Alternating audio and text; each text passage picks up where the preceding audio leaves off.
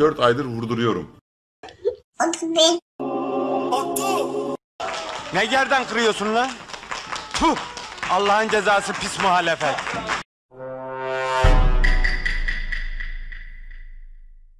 Xavi més cap a dreta per Messi, Messi, Messi, Messi, Messi, Messi, Messi, Messi, immens Messi, encara Messi, encara Messi, encara Messi, encara Messi, encara Messi, encara Messi, encara Messi, encara Messi, encara Messi, encara Messi, encara Messi, encara Messi, gol, gol, gol, gol, gol, gol, gol, gol, gol, gol, gol, gol,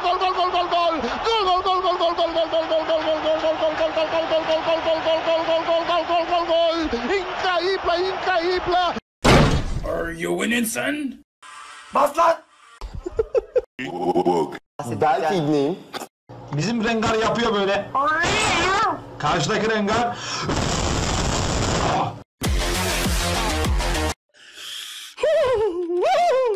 Çok iyi, çok iyi. İşte bu. Harika bir oyun. Mükemmel. Mükemmel. Oğlum bu karantina korona var ya hepimizi depresyona soktu ya. Hani ben zaten yıllardır depresyon kiracısıyım da hani sizler için de umarım iyi olur ya.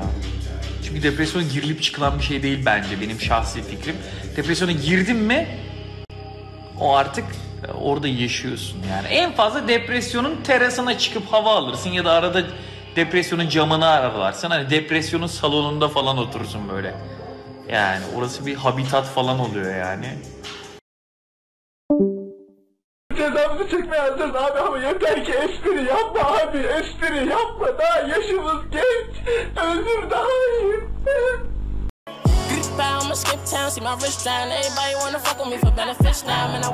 Bu adam incinmişsin dedi. İncinmişsin dedi. Okumuş kadın.